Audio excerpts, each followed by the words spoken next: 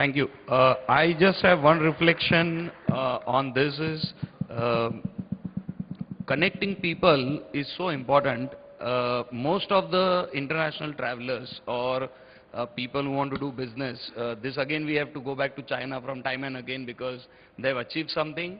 I've got one friend of mine, we were traveling in a town which was about 650 kilometers away from Shanghai, and we started in the morning, reached there within something like 3 or 4 hours, finished the work and came back. Now this is from Bombay to distance of Indore. Now can you imagine? Yeah, so now they have speed trains and that is done in a much shorter time. Now that is what infrastructure can bring to connecting people, and if we do that to the area within internally, Maharashtra is big. I mean Nagpur is far away, Nanded is far away, and if you connect Amravati with this kind of speed of travel, then you connect people and automatically business will grow and there will be inclusive growth. So I'm very happy that now you have raised the topic of how you can do actually by the district level improvement in the knowledge base or skill base. An important topic has been added as to how we can actually address the growth issue in Maharashtra. With that, I think I will go to Shri Ajit Parasnis with the first thing on behalf of everyone present here. We want to congratulate you. After 11 long years, the Maharashtra State Police has got a Marathi. Not that it means anything, but it is a moment of pride for us. And no growth or a sustainable growth can be thought without the stability, internal stability in terms of law and order. So I would like to hear your thoughts. Over to you, sir. Good evening, everybody. Thank you for the warm welcome. As our moderator correctly said, in order to have growth, peace, prosperity in a state, we must have stability and peace. These are two very essential factors. And peace is where we come in. So let us quickly look at those factors, those challenges which are for the police and for our peace. Terrorism, Naxalism, law and order, communal violence, coming to the crime scene, cyber crime, white-collar crime, and organized crime. These are some of the important challenges that we are facing these days. Now let me acquaint you with the steps that we are taking to deal with these challenges. When 26/11 happened, that was the first incident of that kind in this country. Our police was neither trained nor equipped to handle that kind of a situation. But after that incident, we had to call in the NSG and we realized the need to create some force of our own which will be able to deal with this kind of a terrorist situation. And the government took a decision, a conscious decision to create such a force within a particular time frame. And I'm happy to tell you that Force 1 has arrived. Some hand-picked, young, agile and very fit men have been chosen. They have been trained extensively. They have been trained with the military.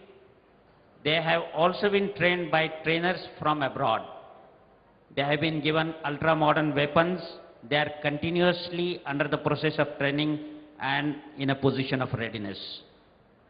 Similarly, we have created quick reaction teams everywhere. Earlier they were in Mumbai, but taking into consideration the sensitiveness of the issue, we have created quick reaction teams in other sensitive places also, bigger cities, and these are also terrorism fighting units.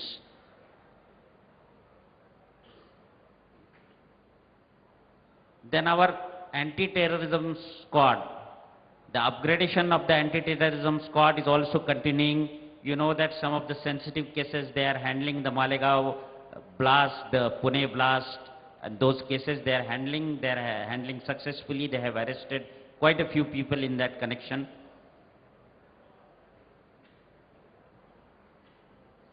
Naxalism is a different kind of a problem, as Honorable Sinhaji said in his speech that it is not, it is not only a police problem, it is a problem of development, it is a problem of poverty, and that is where the people are entrapped into this Naxalism. But from our side, we have created an anti-Naxal force called Alpha Hawk.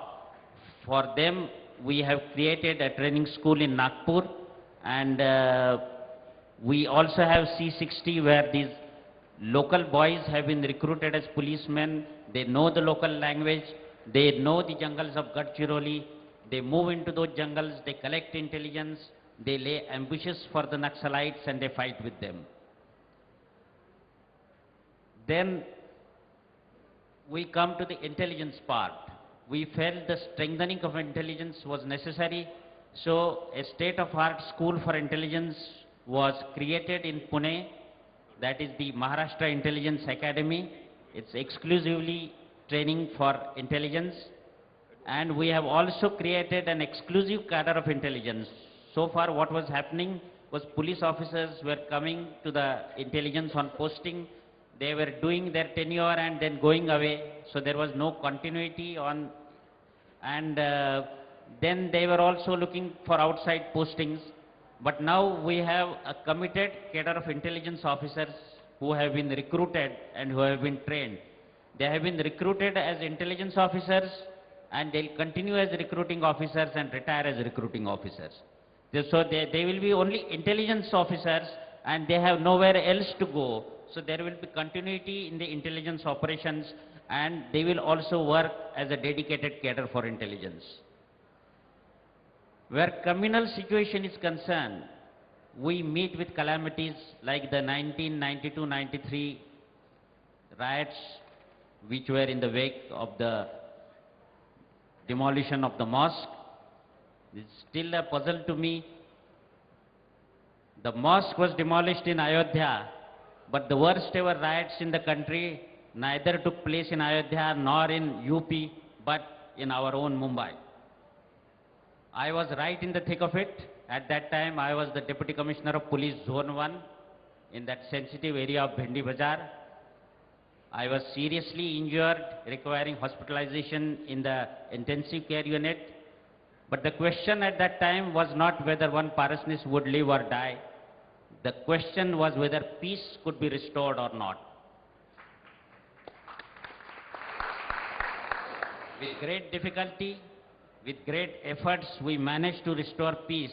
And after that, we have succeeded in retaining that peace. There were many efforts like Mohalla committees and many other measures to promote communal harmony. You see, there have been terrorist incidents. And one aspect of these terrorist activities is also to divide the communities, create a rift, and make one community rise in anger against another community and have communal riots. Now, due to all police precautions in spite of the 93 serial bomb explosions and the subsequent explosions that have taken place in Mumbai, and also the 26/11 incident, due to the precautions of the police and the maturity of the citizens, there has been no such reaction, there have been no riots, and we have successfully handled the situation. I place great emphasis on this communal harmony. On the very first day of taking over, I told the media that my emphasis will be on communal harmony because I feel that the enemy, the terrorists, they are using certain alienated elements, certain elements which are alienated from the society to give them shelter and local help. Because without that, their activities in this country would not be possible. So if we have communal harmony, we bring everybody into the national mainstream, we will be certainly able to erode the base of terrorism. And I am certainly going to go about it in that way and place a lot of emphasis on communal harmony.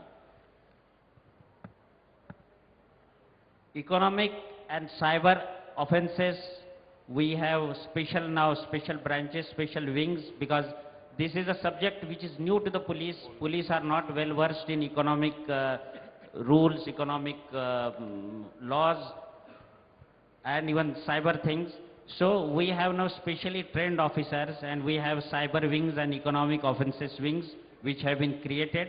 Earlier they were only in Mumbai, now we are extending them to other big cities, and they have been started elsewhere also, so that we can deal with this white-collar crime, cyber crime. In the field of industrial sector, our role comes in to maintain law and order and peace there. Most of the times, we act as negotiators between the labor and the management. I have myself done this job many times. I have myself done this job many times. Now, in order to act as a negotiator, we must have the trust of both the parties. And therefore, we have to strike a balance. We can't take a one-sided view. So kindly do not expect us to side with the management always. We have to also look at the welfare of the labor, their demands, and we must be seen to be impartial. Then only they will listen to us. Now this labor force in Maharashtra is about 33 lakh. But the figures of the last 5 years agitation on the industrial front show only about 2,842 such agitations. In 5 years, this is a very small figure. So the law and order situation on the industrial front seems to be firmly under control, and the credit goes to the police as well as to the industrialists. One thing I want to point out here, there were some old instructions that the superintendents of police should hold meetings in the MIDC areas with the entrepreneurs. Somehow it seems to have fallen into disuse. But in September 2010, the DG's office again issued instructions to all SPs and DCPs that all the SPs in whose jurisdiction the MIDC are situated and the DCPs in whose jurisdiction they are situated should hold a 3-monthly meeting with the entrepreneurs to have a better interaction with them, to understand their problems and to help them out with their difficulties. I have repeated those instructions and I am following it up. We have already received a lot of compliance reports. Those who have not sent, we are chasing them, and we will ensure that the mechanism is firmly in its place so that there is always a better interaction and better understanding between the police and the entrepreneurs. So let us continue this healthy trend and create an environment which will be conducive to the growth of peace, harmony, prosperity, business and industry. Let us take this state to the path of progress. Let us take this nation to the path of progress, and let us show to the whole world that सारे जहां से अच्छा हिंदोस्तान हमारा. Thank you.